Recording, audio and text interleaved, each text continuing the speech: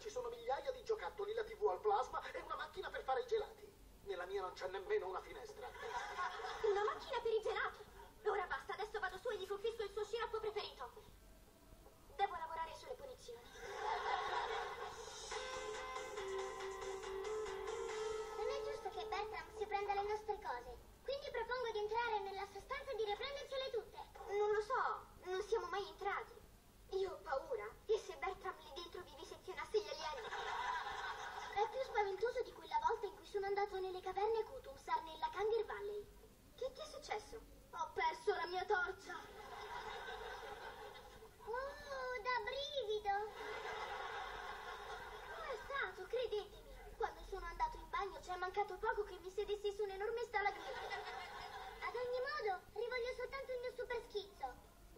Se fossi in te, Zuri, non sfiderei il fatto entrando in quella stanza. Ho sentito dire che una volta, tanto tempo fa, un bambino è riuscito ad entrare, ma non è più uscito. Chi te l'ha detto? Bertram. E poi ha deciso di sequestrarmi il gioco preferito di Mr. Kipling. A difesa di Bertram, il gioco era la sua scarpa e la stava ancora indossando. Ho un po' di coraggio. Andiamo a riprenderci la nostra roba. Chi vi voglia con me?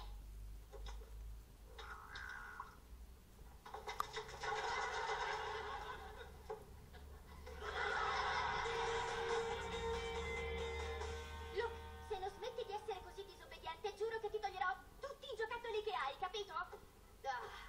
Neanch'io mi darei retta. Ok, stai parlando da sola, quindi o sei un'attrice o sei un po' stramba. Non è che poi ci sia molta differenza. A dire il vero mi sto esercitando ad essere più autoritaria. Ho dei piccoli problemi a casa. Ah, ci sono passata, posso? Ero venuta per starmene un po' da sola. Siediti. Nella vita è tutta questione di atteggiamento. Sei tu quella che comanda in casa, ci vuole fermezza. Ma con Luke non è facile. Più gli do delle regole, più lui mi ignora. Oh, poverina. Ti posso dare un consiglio? Fuori gli attributi! Questo Luke deve capire che a ogni azione corrisponde una conseguenza. Premia il buono e punisci il cattivo. Era anche la filosofia di mio padre. A volte mi premiava con del rancio extra, altre mi faceva scavare trincei sotto la pioggia. Hai fatto un milagro? No, io vengo dal Bronx. Come ti ho detto, e Luke farà tutto quello che vorrai. Beh, grandioso, ma come faccio a ottenere la sua attenzione? Così, cara. Ok, va bene, ho capito. Puoi parlarmi nell'altro orecchio?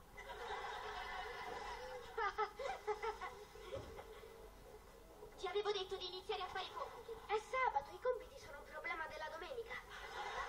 Se ti rispediscono di nuovo a casa, i tuoi genitori lo considereranno un mio problema. Ah, dammi. Luke, ho detto mute. Mute. Ok, ci vuole fermezza, non la violenza. Spostati, spostati. Spento. Ehi, stavo guardando la top 10 degli incidenti acquatici. C'era un ciccione incastrato in uno scivolo a forma di tubo. Chi vuole un po' di torta al cioccolato? Luke la vuole. Bene, risolvi un esercizio e avrai la tua torta. Forse dovresti darmi prima la torta. La matematica richiede un sacco di energia. Non mi inganni. D'accordo. Un terzo per un mezzo uguale un sesto? Certo. Molto bene, Luke. Fammi un altro. Io voglio guardare la TV. Luke. Smettila. Fa i compiti, adesso. Ok, va bene, li faccio. Bravo il mio ragazzo. Accidenti, non riesco ad aprire la porta. Beh, forse perché stai cercando di farlo con un pastello? Fammi provare. Bravissima. Prelevare da uno sportello automatico è la mia passione.